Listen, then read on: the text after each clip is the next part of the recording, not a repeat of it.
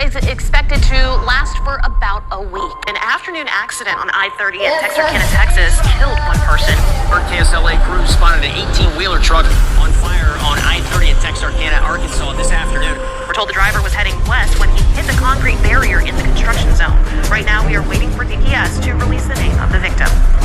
Your message from Maverick Transportation Driver and $330 for your equipment downtime. This time, westbound traffic is being diverted while state police are still investigating the cause of this crash. Only thing that's on my mind. So go run this town tonight. Yeah, I say that we are. So go run this town tonight. We're still working to learn more. Our crews are on site. They told us that the driver was taken to the hospital in unknown condition. All black everything, and our girls are blackbirds. Riding with they diligence. Get more than deaf if you boys really know. David, gas prices today hit their highest level in 4 years.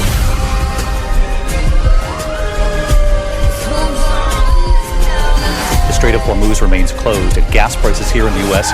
marking a new high tonight, now at the highest point in 4 years.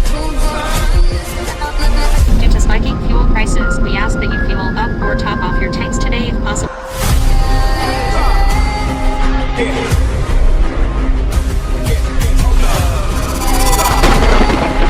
Some very powerful storms moving through the Texarkana area.